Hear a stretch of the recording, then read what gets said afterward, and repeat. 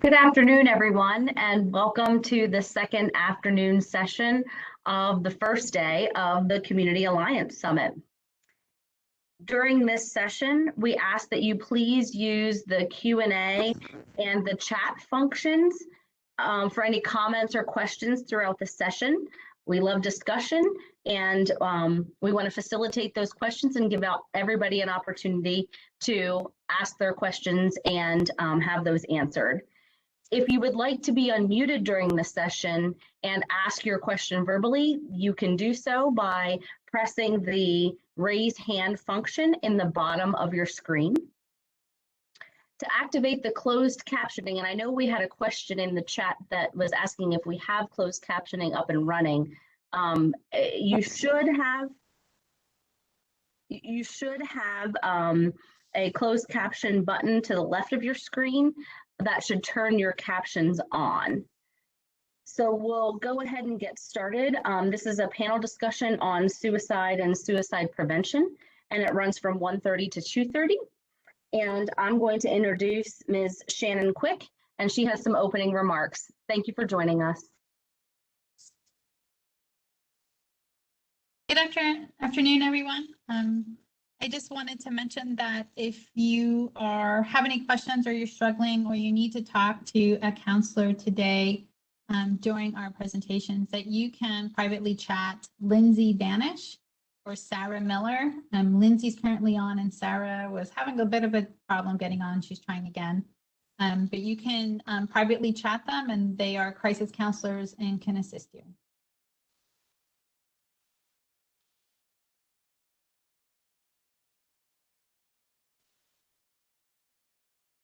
Hey, thank you so much, Shannon. I'm going to jump in and just welcome everybody to this session this afternoon. My name's Perry Rosen. I'm a psychologist from the Office of Mental Health and Substance Abuse Services, and that's under the Department of Human Services in Harrisburg. And I have the great privilege of moderating today's session, which is on the topic of suicide prevention. And this is, of course, a topic that we unfortunately do not talk about enough. And it's one that affects many of us, whether we've supported a family member or friend who has struggled with suicidal thoughts or an attempt, or whether we've had to sadly experience the tragic loss of someone to suicide, or whether we may have even struggled ourselves and had our own personal experiences with this. And today we have three incredible panelists here. They are here to share their stories, share their knowledge, personal and professional experiences with us. And while we only have an hour this afternoon, we really are hoping to maximize the time that we do have with all of you. And we'd really like to make this an interactive session. Of course, hear from you, take your questions, and we'll be monitoring the chat throughout the session. We know that suicide, of course, can be a sensitive topic to discuss. And so we just want to start off by reminding everybody to take care of yourselves.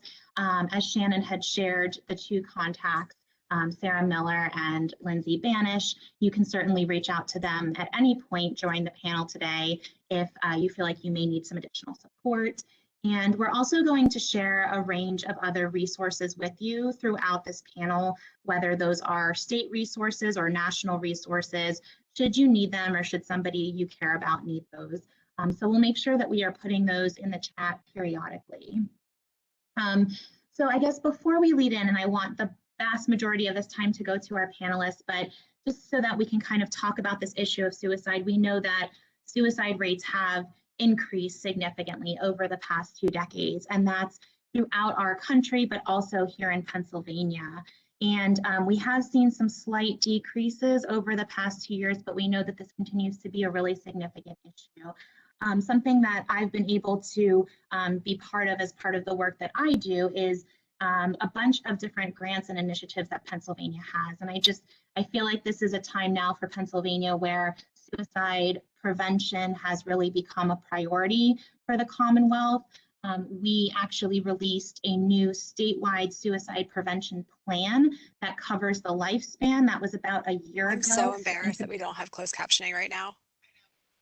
In September of 2020, and we'll make sure that you all get access to the links that you can review that plan. And one of the best parts about that I was fortunate to be a part of was getting to hear from Pennsylvanians all throughout the Commonwealth. We had over 800 people from different communities, from different counties, come to listening sessions and share with us what they feel needs to be prioritized when it comes to suicide prevention efforts. So I'll certainly share that plan with all of you, but we have a bunch of other initiatives focused on youth, focused on adults, and focused on specific populations that need additional support around suicide, such as our veterans. We'll hear a little bit more about that today. And also a big initiative around expanding our crisis resources and supports, which we'll also hear a little bit more about today. So with that, I want to turn it over to our panelists to introduce themselves. So we have 3 panelists today. We have Jordan Burnham from Minding Your Mind. We have Shannon Quik from the Center for Community Resources. And we have Fred Bucci, who goes by Sarge. We'll call him Sarge. He's from the Franklin County Military Outreach Program. I'm going to have each of you just take a moment to introduce yourselves. If you could share a little bit about your role in the community, and also just tell us why or how you became involved in suicide prevention work. So Jordan, I'm going to start with you. Oh, thank you. This is incredible to be a part of this. So thank you everyone for being here and for watching. And then it's an honor to be on this panel and to be able to give my perspective as someone who has attempted suicide and now does work in mental health advocacy and suicide prevention as well. So yeah, my name is Jordan Burnham. I speak for an organization called Minding Your Mind, and I'm also the director of training there as well.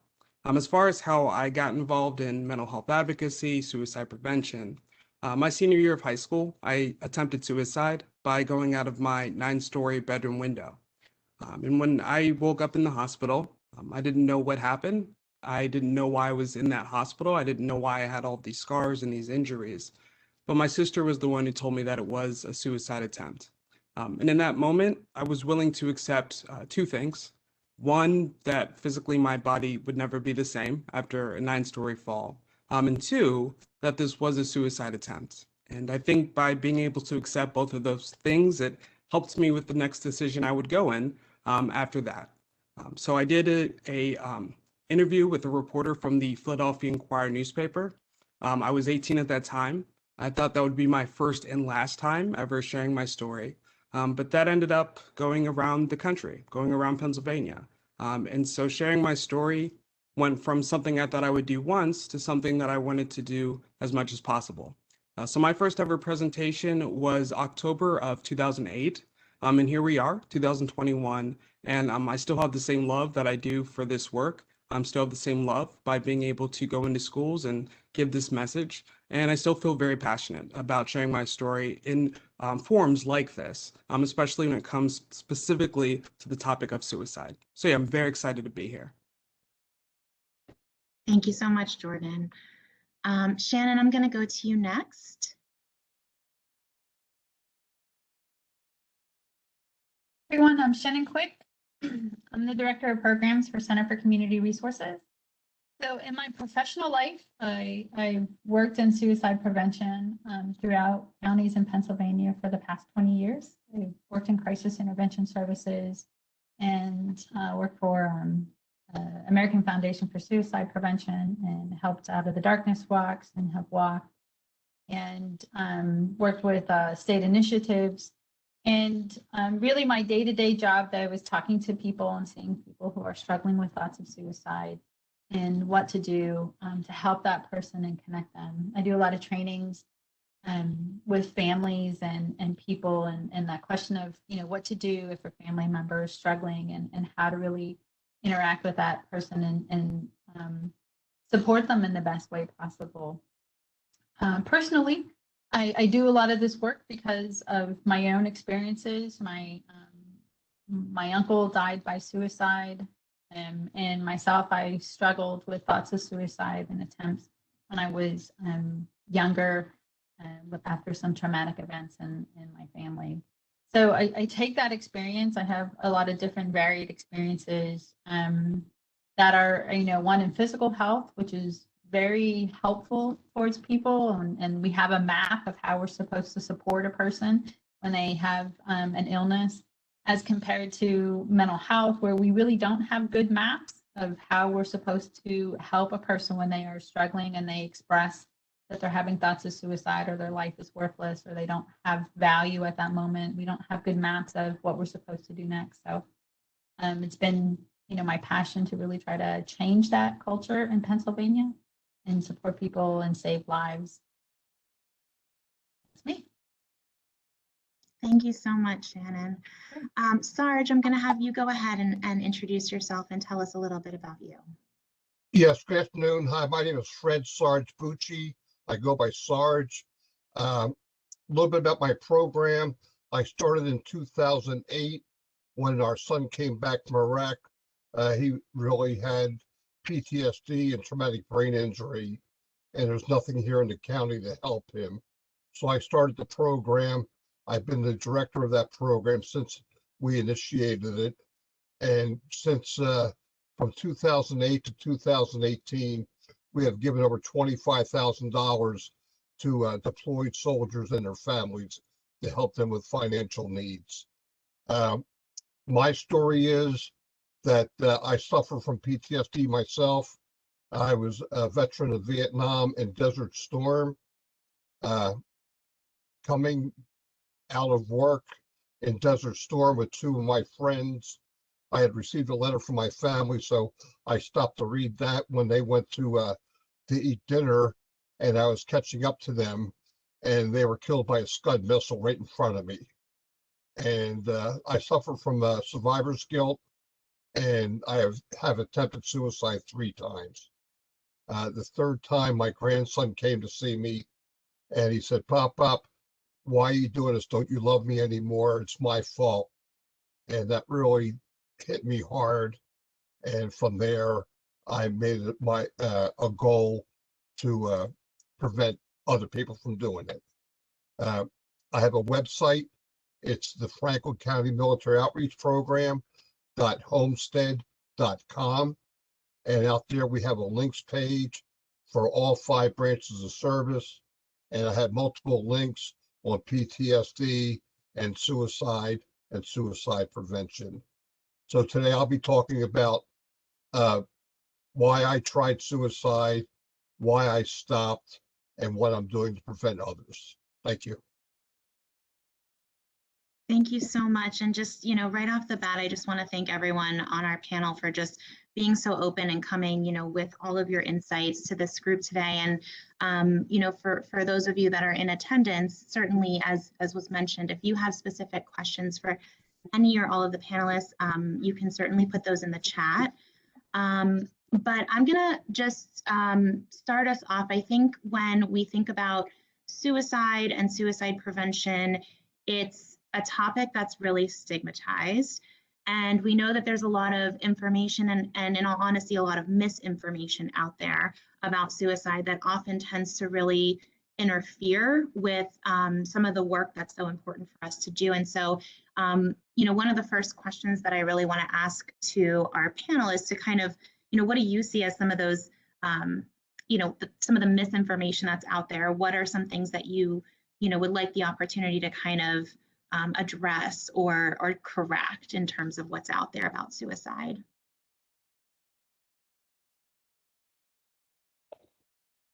For me, it's reaching out to the veterans who are really dealing with this. And a lot of them feel that the civilian providers cannot help them because they have never been in combat.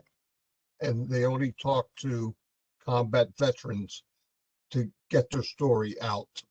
And I find out myself that my providers, all they want to do is push pills on me. They keep trying pill after pill. It doesn't work. They push more pills. And so I'm trying to get into the VA to see if they have any providers that were actually in combat to know what we saw, what we did. And that's the biggest thing that I want to get across to all the veterans out there that I have invited, and also to the civilian community, that if they want to reach out, they can reach me at sarge.bucci@gmail.com, and they can send me their phone number. I will call them. I will speak to them, regardless of where they're from. But again, I'm strictly Franklin County, but I'll talk to anybody that needs help. And that's so important of you to offer, Sarge, just especially as you highlighted that there sometimes is a disconnect and just kind of not understanding, kind of what the experience of another person has been and how that's often been a barrier in your experience, for veterans trying to seek help. So thank you for putting your own information out there and putting yourself out there for that. Sure. Shannon or Jordan, any thoughts about some of the big, myths out there that are really interfering with suicide prevention efforts? I think for me, some of the things that we see is that people have this misperception that if you talk about suicide, that you put that idea in someone's head, or that that you're going to give them the idea or thought to have an attempt on their life. And the fact is that that's actually the best thing that you can do is talk about suicide. You talk about your emotions and talk about your feelings. And I think some of that comes from people just being afraid or not knowing what to say or how to say it. When that happens, it's not that you put that thought in that person's head. Actually, when someone does have a suicide attempt, most of the time that person has had that thought in their head for quite a while. By the time that they are talking about it, it's a late sign, so late warning sign, because they have been thinking about it. They are just now at that point where they are speaking the words out rather than just keeping it all in their own heart and their own head. And I think some of the other myths are just that people have very different reactions, but you do need to take it all very seriously. Sometimes, people talk about they either minimize the statements that someone says, or they disregard them, or they think, well, that person will never attempt or never do that. They have a great life. And you just never know, how that person is struggling. You don't see inside their heart. You don't see inside their emotions and what they're doing in your life. And so you should always take those statements very seriously. And they're very real, and you shouldn't dismiss them. And I would just add on, as far as myths or even misconceptions, I think the fact that suicide, I think a lot of times people, whether this be because of media, whether it's because of TV, movies, that it's perceived as one community that's really being affected by suicide, and that's kind of it. I know that especially a lot of minorities, a lot of people of color might hear suicide, and because of some of the education that they've got as far as speakers, or maybe some of the things that they've seen on TV, they might think of suicide only as one thing and only fits in one mold. But I think it's really important for everyone to understand that it can go into any different type of community, no matter age, skin color, background. I think it's really important to understand that suicide that can happen with anyone. And then also too, I think this isn't necessarily a misconception or a myth, but I think to have a better understanding of suicide, it's important to acknowledge that sometimes there aren't these clear cookie cutter, like exact examples of warning signs. And that it's not just necessarily someone going through the list of, all right, well, they gave prized possessions away, and all of a sudden they're starting to isolate. Sometimes we don't have those clear examples. So I think it really is important when it comes to what Shannon said about not minimizing what someone says, listening and asking someone how they're feeling, and actually taking the time to be an active listener. Because I think sometimes those are the biggest red flags whenever we're listening, as opposed to just watching actions. So much of what I think all of you have already said so far is just about this idea of connection, right? And just being attuned to people around you.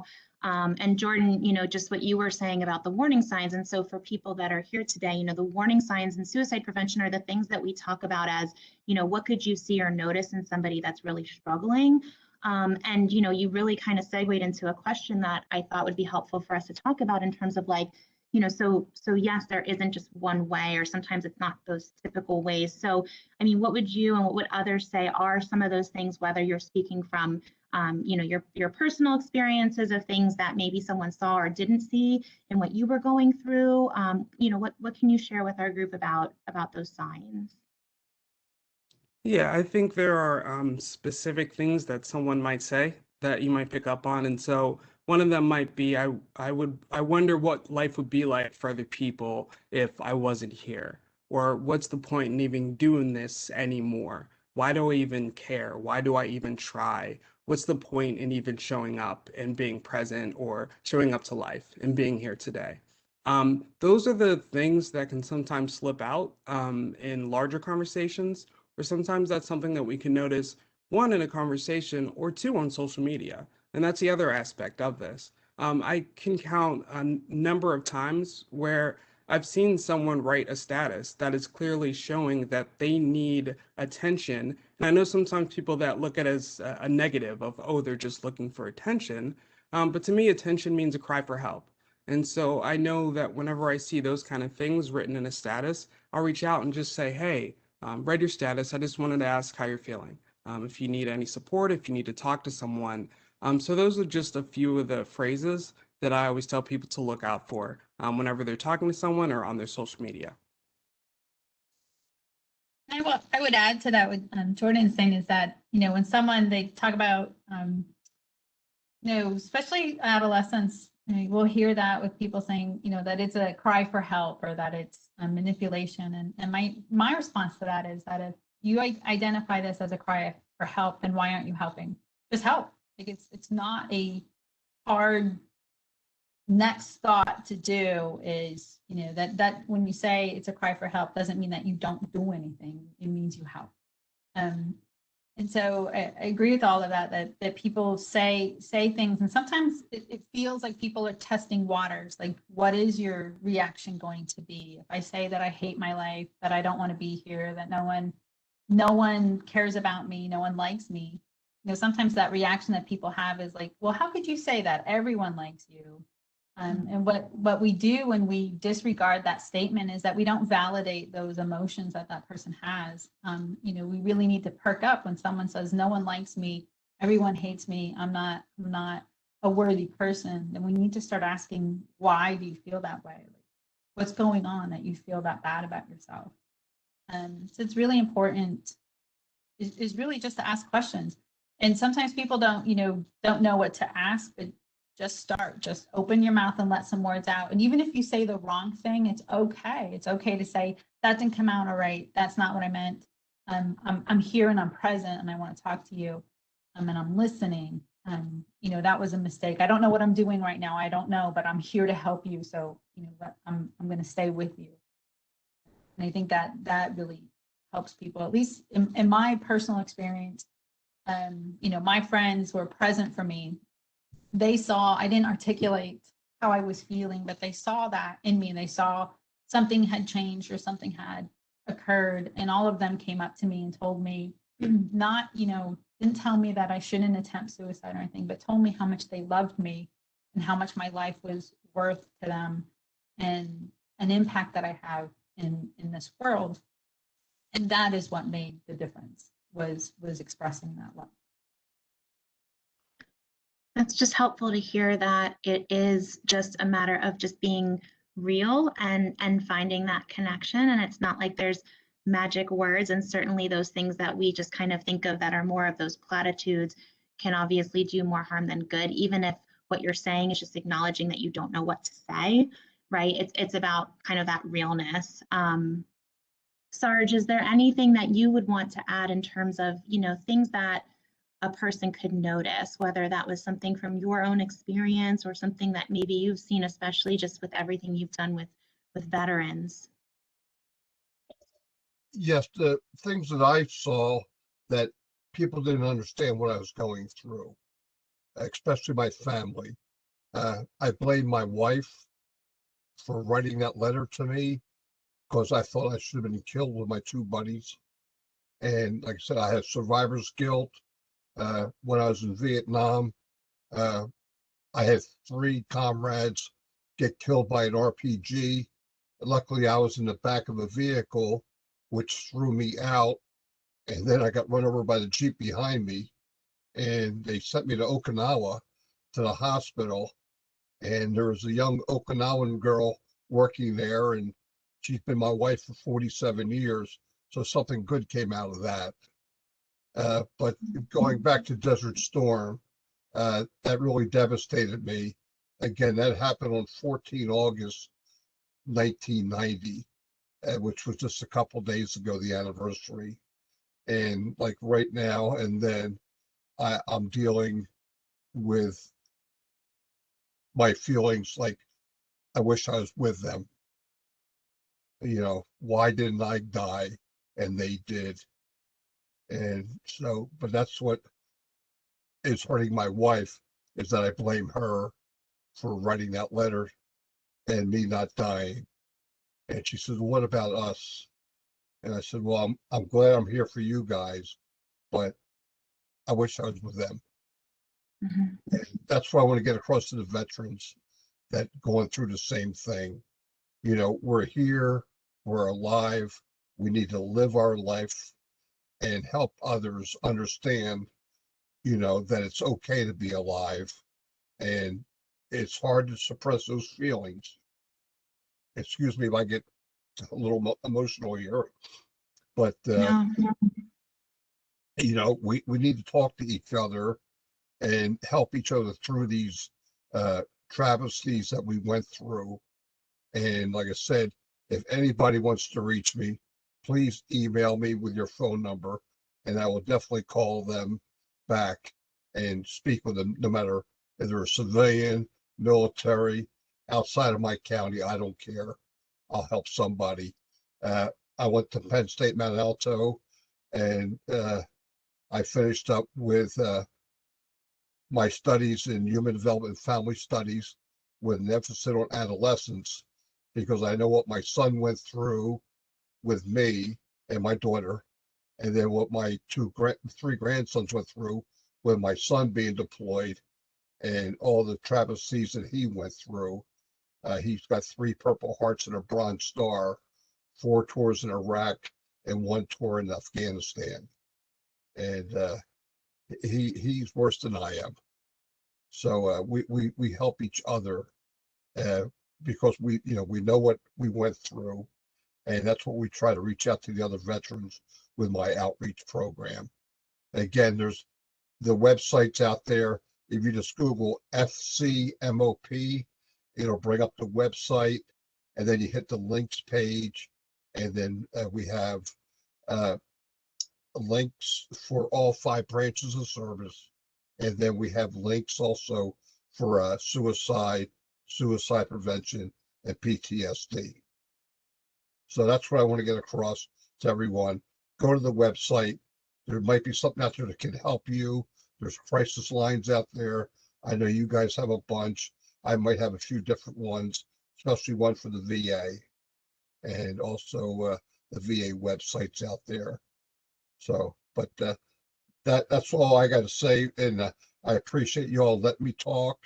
I was kind of worried that I couldn't do this, but you've all helped me get my stuff together prior to today by talking with me over the phone or emailing me, and I really do appreciate everybody's assistance and their how do I want to say this? They're telling me that I was okay, that I can talk about it, and that they had confidence in me. And I really do appreciate all your outreach on that. Thank you. well, we appreciate you, Sarge. And, you started to mention some resources, and we definitely want to make sure that we talk more about those, and we'll put those in the chat as well. But what I've been hearing from all 3 of you is just, kind of, and I'm seeing questions in the chat about this too, but, I'm sure that there are a lot of people listening today that have been in a position of, being concerned about somebody and feeling like they wanted to help, but not knowing where to start, and not, knowing exactly what to say. And I know some of you have touched on this a little bit already, but, one of the questions I'm looking at in the chat too is like, is it necessary to be a professional? And if someone is asking for help or needs help, is it important to get them to a counselor, right away? And I was hoping that maybe some of you could speak a little bit more about kind of that process and, what it looks like to help, what needs to be involved there, and how you know when to get more help from a professional?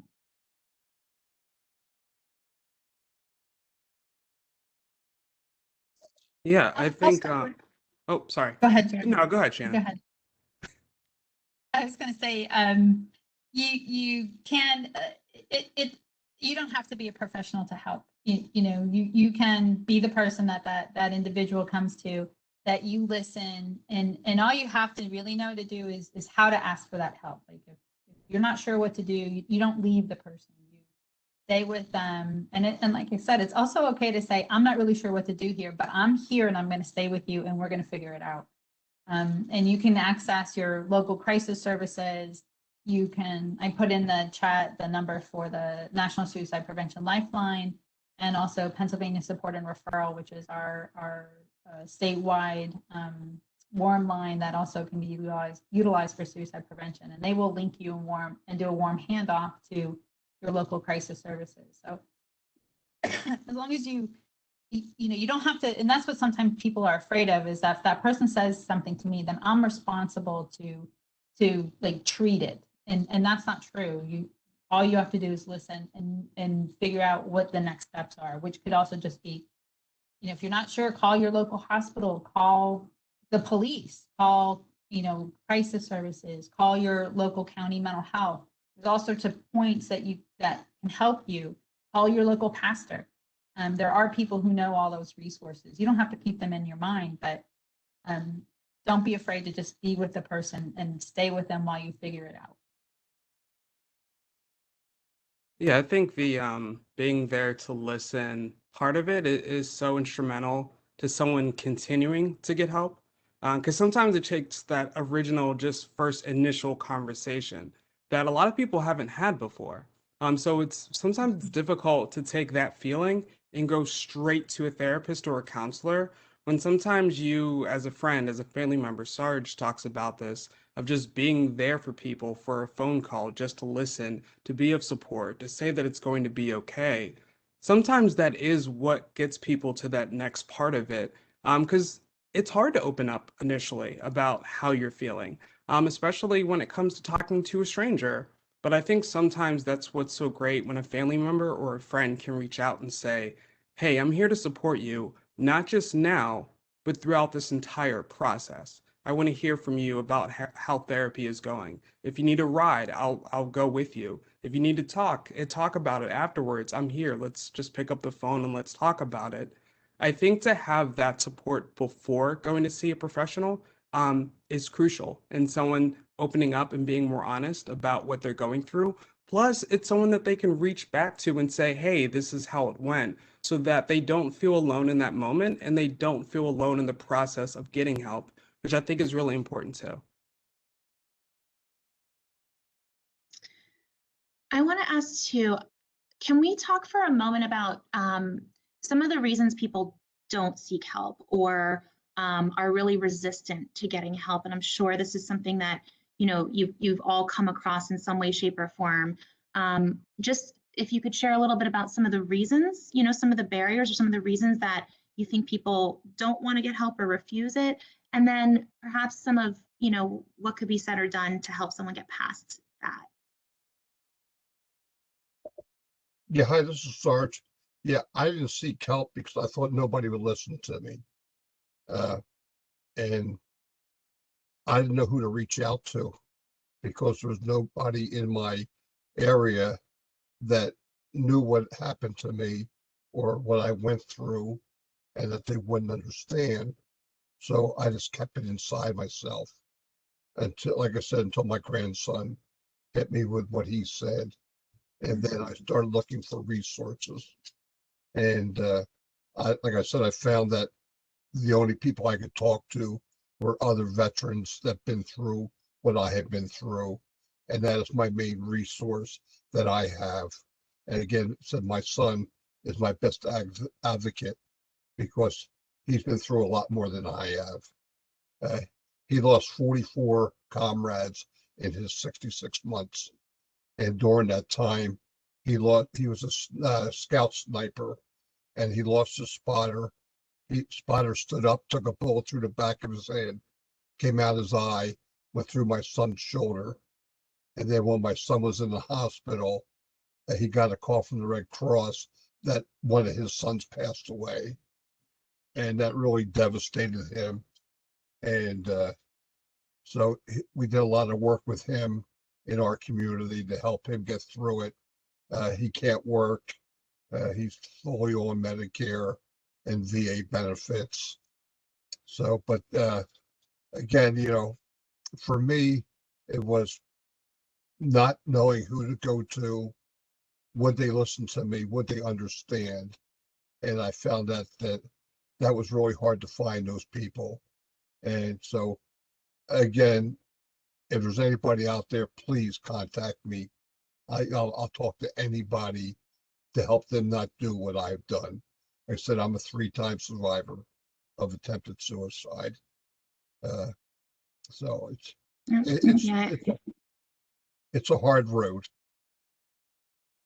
But I think that's so impactful what you've done, Sarge, in terms of kind of seeing what made it so hard for you, and then, you know, putting yourself in the position to really try to break down those barriers for other people like you that you know that you can support and connect with. So thank you so much for sharing that. Jordan or Shannon, thoughts about, you know, those barriers and what can be done about them, barriers to getting help? Yeah, I'll speak more to the I don't know how therapy is perceived. I think in our society, uh, it's not normalized yet. So it's difficult to just ask people to say, hey, let me go and try to find a therapist to talk to them about my emotions and feelings. Never done this before, but let me just try just because, you know, someone at a panel discussion said it seems okay.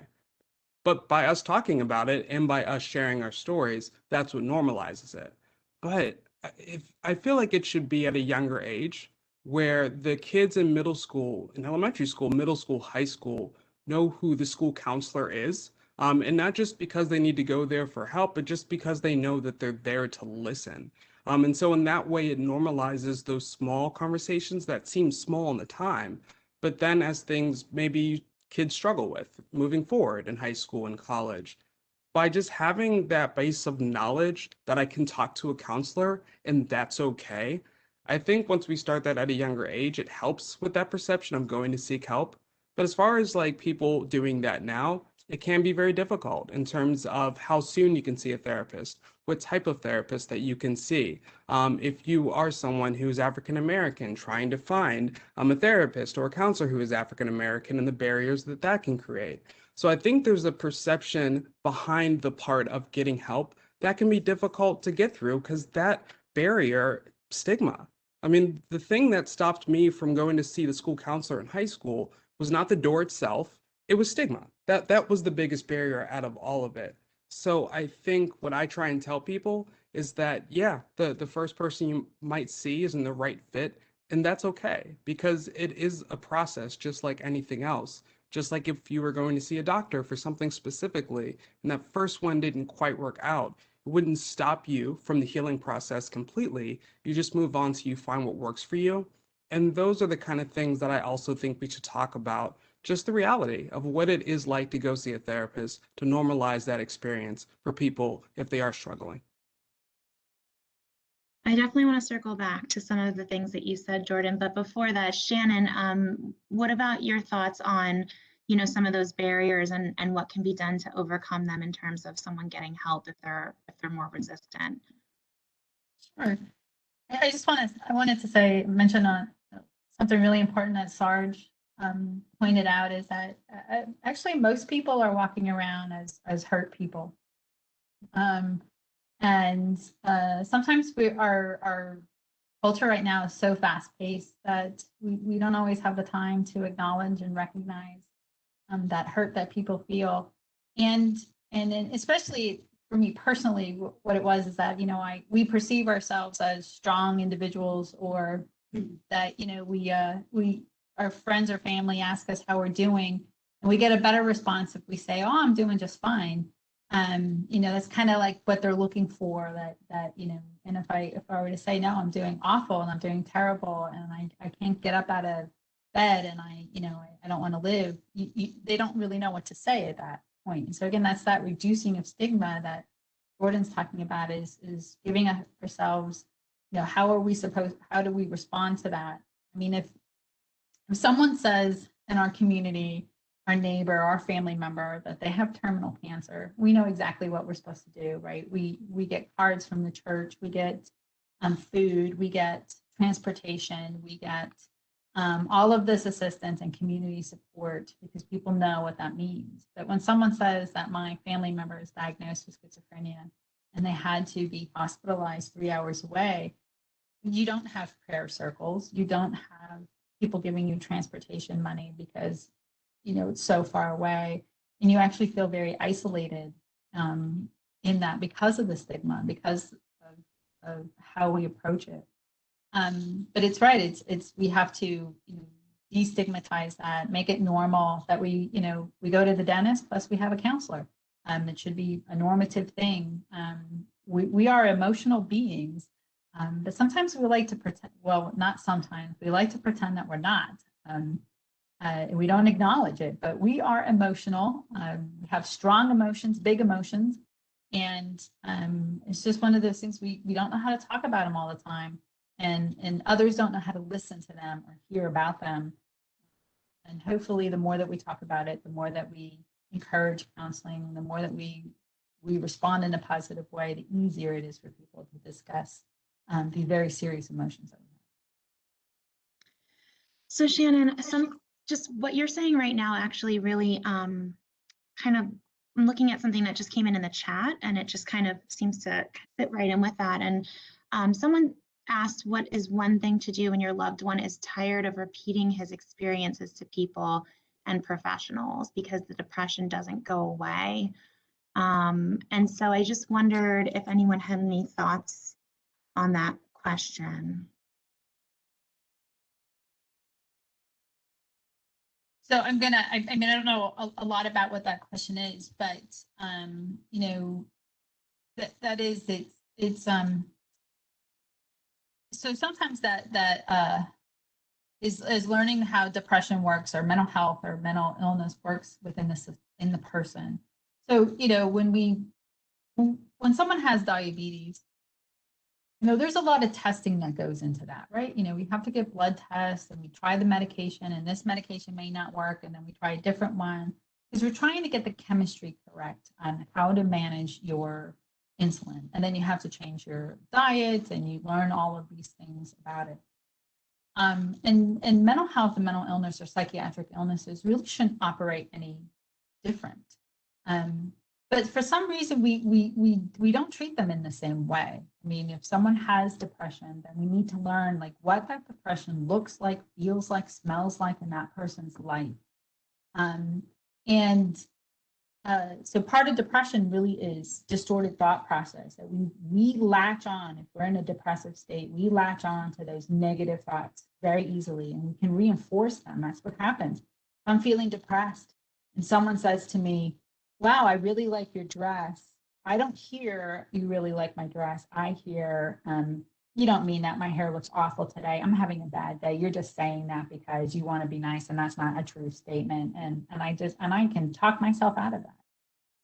So sometimes when someone is repeating their experiences in professionals and the depression is not going away, that's not the fault of that person.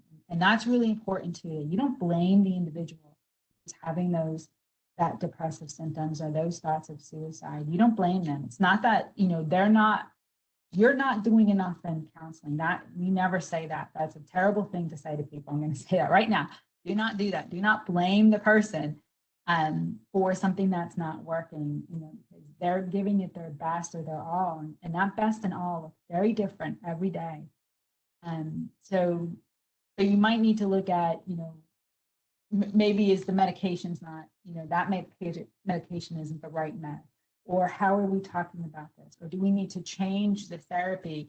Maybe we need cognitive therapy along with some other things to change our thought process and to not focus so much on the negatives, but maybe try to transform that story into the survivor of the good things that came out of that story.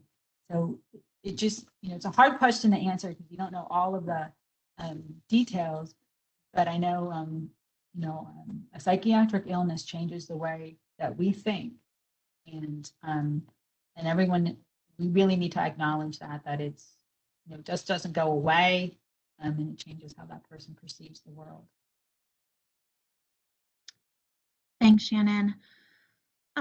So I want to shift over just to talking about some other strategies and resources.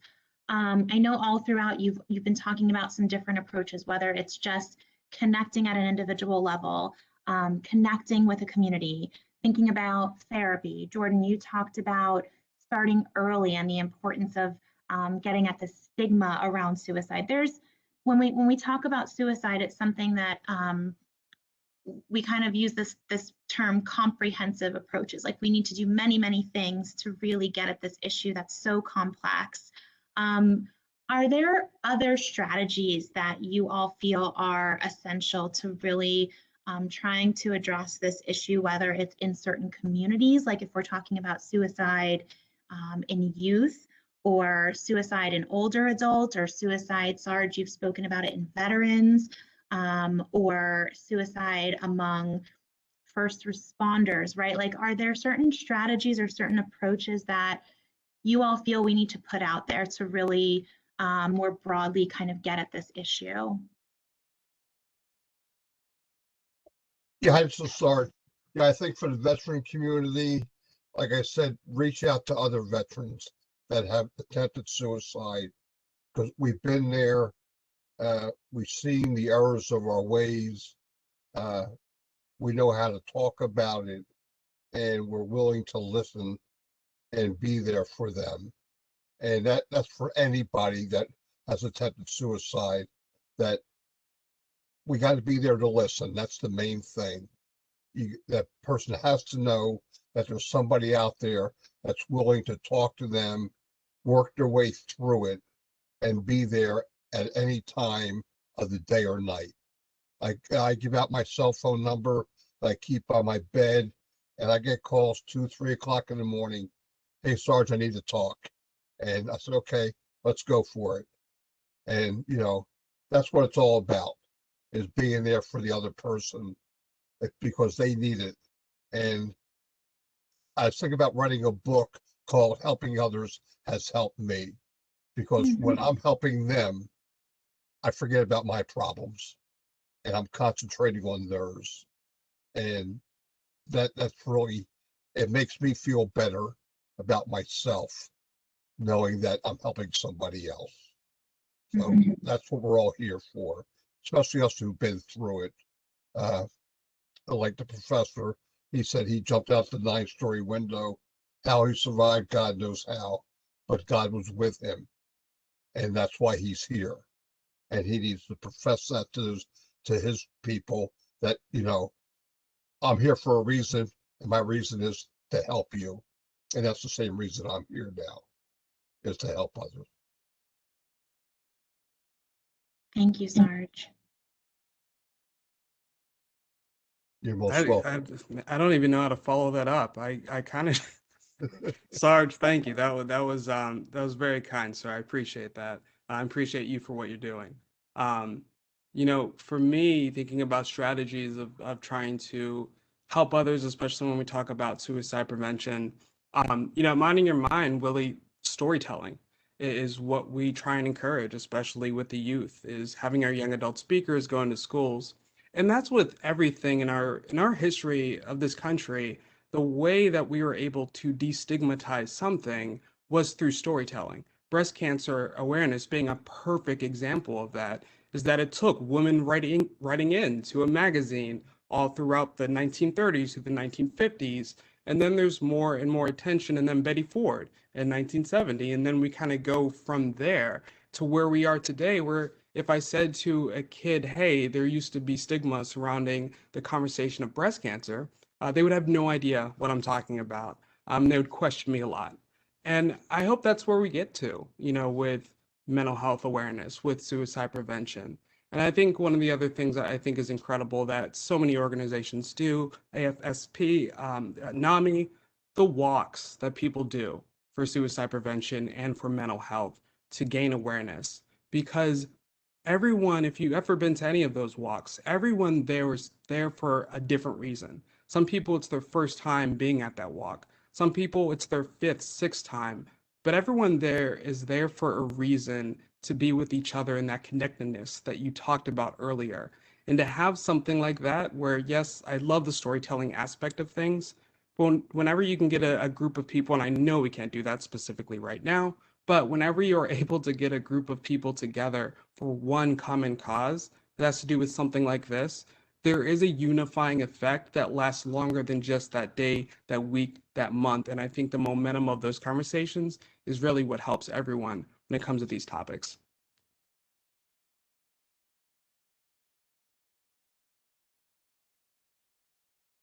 So we're hearing a lot about all throughout, and I feel like I keep saying it, but it's like through all of the different approaches that we're all talking about, it's really like that underlying, connection is really what I keep hearing.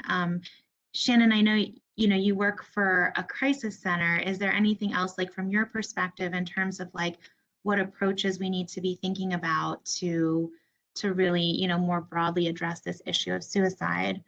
Any thoughts? We part of it is I think as all of us are here doing is having people who have the courage and the strength to tell their stories and talk about it. I know when I first started talking about my story, it was really it was a frightening experience because I wasn't sure how people would take it or what they would feel or think about me. I'm a mental health professional. I work in crisis, and then I often will tell my own story. Is sometimes we look at individuals, especially mental health professionals, like that's them over there and this is us over here, and that's not true. As we talked about earlier, like that mental health and suicidality affects all races, all ethnicities, all age groups, all social economic status. And so it's just really getting down to being very real with people and human, and listening to them and acknowledging and validating how they're feeling and their pain, and that's their human experience. So I think in our crisis services, that's usually the best intervention, is when we're really able to connect to that person and listen to them and have a good heart to heart about what's happening in their life, and helping that person then get connected to treatment or whatever that is. We often think of therapy as the very traditional kind of stuff, meds and outpatient therapy, psychiatric meds, but that's not true anymore. I mean, people do Reiki, they do yoga, they do energy work, they see a life coach, they take St. John's Wort. I mean, it all depends on what fits in your life, and what also you feel is going to be helpful. We need to support and reward help-seeking behaviors in people, and we need to really be positive about that. That's great things, instead of that opposite is when someone says, I set up with a counselor, and your family member might say, well, why did you do that? I mean, that's not encouraging help-seeking behaviors. And so it's really checking ourselves about our own language, and what we're doing is promoting stigma. And those things are really subtle. So, do we talk about people in terms of labels? Do we talk about mental health in a negative way? Do we make fun of it? Do we use it as comedy? How do we talk about this in our everyday, in our culture? And do we acknowledge those things that are really not correct or damaging to people? And are we contributing to making it better? One of the things that our company's Center for Community Resources do right now, we have a grant from SAMHSA, and we're doing a support group for individuals who've attempted suicide. So that's a statewide support group. We do it by Zoom, and it's actually, there's not a lot of support groups for individuals who've attempted suicide. I think that, again, there's stigma around that. Counselors or therapists or professionals feel that that's a high risk group. But the fact is that those are exactly the people that we need to support. Those exactly the person, the family member, the daughter, the father, the mother. I mean, when we talk about it, it's people, it's our community. and people need support and to talk and find a safe place to talk about it, even to make sense of it in their own life. Not let alone their family life, but in my own life, what did that mean? What happened to me, and how do I make meaning out of my life? So I think our support group. If you're interested, you can Lindsay and Sarah Miller can put her information in the chat. I will add that before we leave. But if you're interested in learning more about it, we will come and do a Zoom meeting. We'll come and explain it to any agency, and you can refer anyone to it. It's a rolling support group, and it's been quite successful this year since we've had it through the grant. But it's a very important support group. Yeah, and thank you for sharing that. And I just really, I think, appreciate what you're saying about everyone needing to find out what works for them, right? And it's so individualized. There's a lot of resources out there. Sometimes it can feel overwhelming. So I guess in the few minutes we have left, I can't believe, how fast this hour has gone, but in the few minutes we have left, I would really love to hear from each of you. Are there specific resources? And I put some of the national and state resources, and I put all of your organizations in here, but are there specific resources, whether it's a training, a website, an app, something that either you found in your personal experience or something you've come across in your professional experience? Shannon, I know you mentioned the support groups, of course, but like anything that you would want to share with our audience that is something that you felt has worked or have heard has worked for others. I'll give you each just, a moment to talk about that. And also just anything else that you want to share, because I know you're each kind of coming from certain professional organizations too. So anything else you might want to say about those organizations before we wrap up. So let me go one by one just to make sure.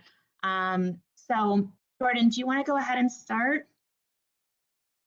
Sure, even though I don't want to go, I don't want to start because Sarge, Sarge just blew it away last time after I was done speaking. So it's like now there's so much pressure.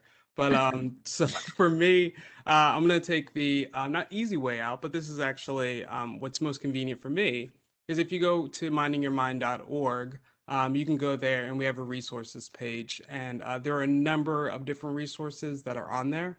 One of the things I do love about our resources page is that there are so many different things that if you're struggling with something specifically, you're going to see that on our resources page.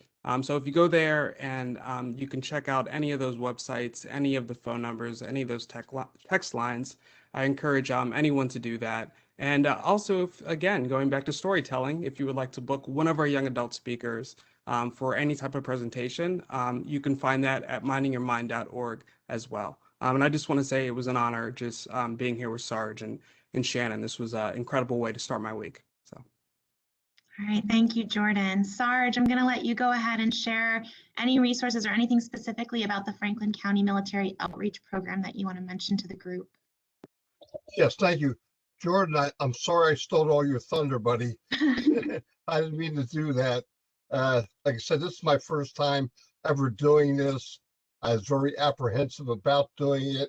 I was thinking about canceling it, but I'm glad I didn't. You guys are fantastic. I love hearing all of your resources. I will definitely ask you to send me some links so I can put on my webpage.